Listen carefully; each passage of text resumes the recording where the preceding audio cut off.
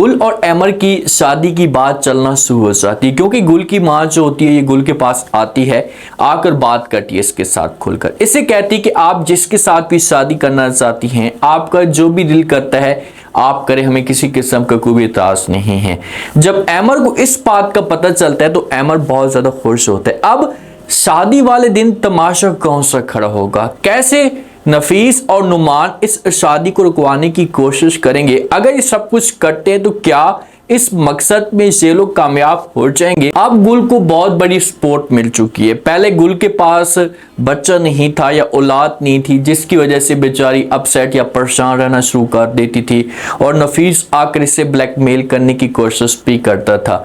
जैसी गुल को बच्चे की उम्मीद मिली है, ये हॉस्पिटल में मौजूद होती है, साथ में माँ भी मौजूद होती है, तो ये दोनों जो होते हैं इससे बात शेयर नहीं करते अपने घर वालों के साथ, अपने घर वालों को कुछ भी नहीं बताते। जब गुल की भाभी को इस बात का पता चलता है तो ये फौरन उसी हॉस्पिटल में आ जाती है। जब आकर देखती है कि भाई गुल ने तो हमें झूठ बोला, गुल हो सकता है कि ये सब कुछ पता है कि भाई मेरे पास हमारे यहाँ बच्ची पैदा हुई है।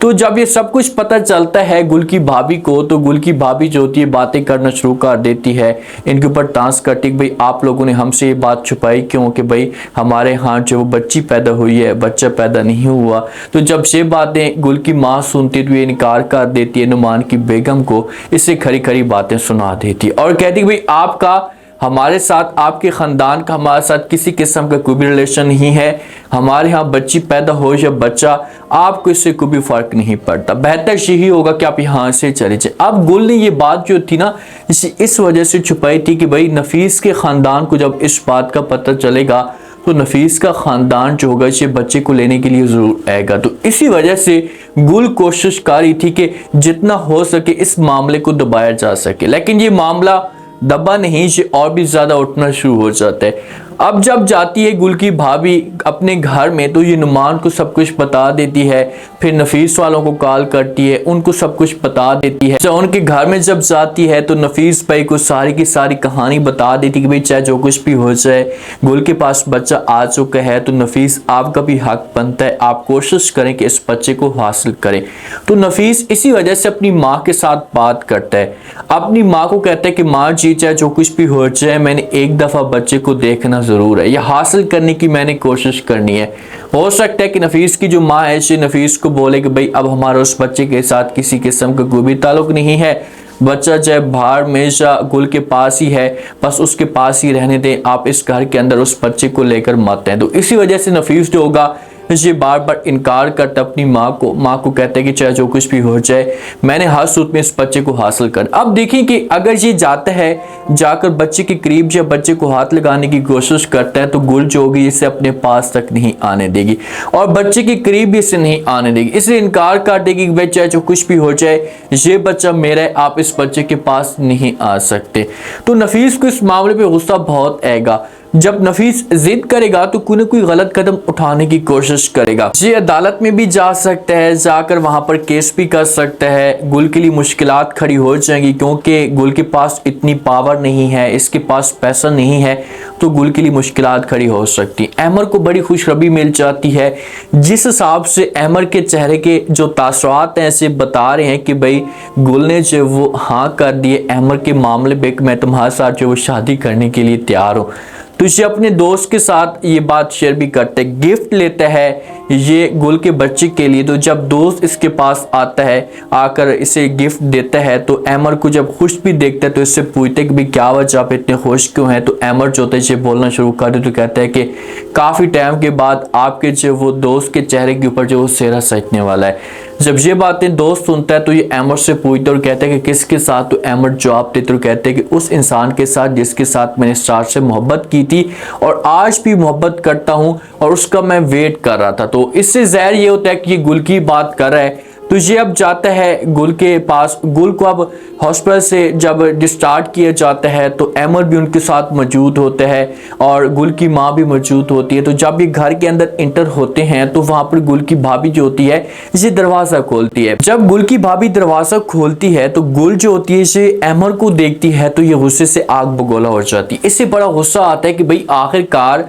हमने मना भी किया था, नुमान ने मना किया था, नुमान ने जो वो अमर को धमकी भी दी थी कि भाई दोबारा आपने इस घर के अंदर नहीं आना, तो फिर ये लड़का हमारी जान क्यों नहीं छोड़ रहा, ये क्यों बार बार हमारे पीछे पड़ा हुआ है। तो ये फौरन अमर को कहती कि भाई तुम यहाँ पर क्या करने के लिए आए हो। तो इतने में जो गुल होती है ये बोलना शुरू कर देती है। गुल बोल पड़ती है और अपनी भाभी को कहती है कि भाभी आप अपनी हाथ में रहें, आपको हाथ क्रॉस करने की कोई भी जरूरत नहीं है, इससे हमारा घर है और आप हमें नहीं रोक सकती। जो भी हमारे घर के अंदर आएगा हमारी मर्जी के मुताबिक तो आप उसे कुछ भी नहीं कहेंगी। ये घर तो गुल और गुल की माँ का है ना, तो सिर्फ और सिर्फ नुमान की जो बेगम है ये कब्जा जमाने की कोशिश करी, इन लोगों को दबा रही। अब यहाँ पर भी ये प्रेशर डाल रही थी कि ये दब जाएगी और किसी किस्म की कोई बहस नहीं करेगी, मामला जो से क्लियर हो जाएगा और अमर यहाँ से वापस चला जाएगा। तो ऐसा कुछ भी नहीं होता।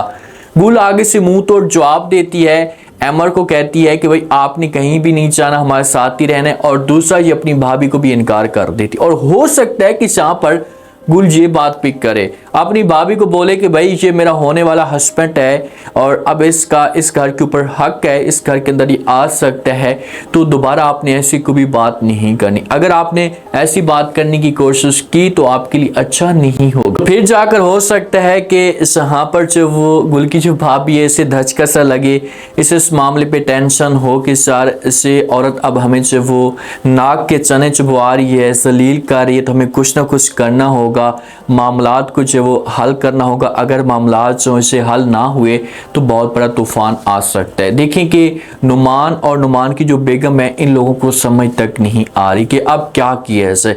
अगर अमर की शादी हो जाती, पहली बात तो ये है कि ये लोग शादी होनी नहीं देंगे, इसे अपनी तरफ से पूरा जोर लगाएंगे, किसी भी तरीके से मामले को दबाने की कोशिश करेंगे कि यार मामला दब जाए, सारी की सारी बात जो है वो हल हो जाए और किसी किस्म का कोई भी तमाशा खड़ा ना हो और अमर और गुल की शादी ना हो। लेकिन ऐसा नहीं हो सकता।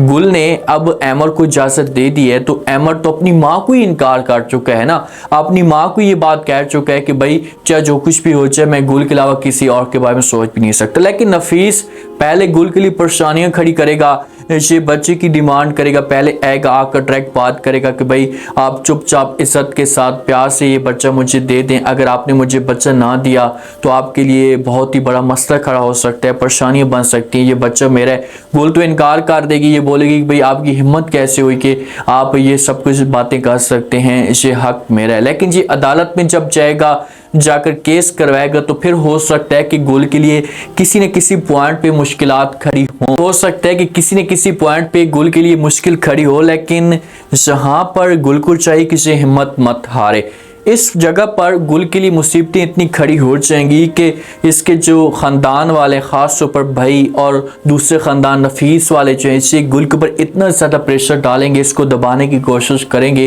देखते हैं कि गुल जो है वो इस मुश्किल से अपने आप को निकालती है, अमर का साथ देती है, ऐसा नहीं। उम्मीद है आज का रिव्यू, आज के टीजर आप लोगों को पसंद आया होगा। आपने कमेंट सेक्शन में लास्ट में बताना आपको क्या लगता है, क्या नेक्स्ट आने वाले के साथ में जिस हिसाब से नफीस ने बात की है, अगर नफीस आता है और आकर जो वो गुल को कहता है कि ये बच्चा मुझे दे दें, आप जिसके साथ भी शादी करना चाहते हैं कर सकती हैं, तो क्या गुल जो कि ये बच्चा दे देगी? अगर अमर और गुल की शादी होती है तो ये लोग शादी को किस तरह से तोड़वाने की कोशिश करेंगे? अगर कोशिश करते हैं तो क्या ये मकसद में कामयाब हो पाएंगे? लास्ट में फीडबैक दें और सब्सक्राइब भी लास्ट में कर दें। शुक्रिया।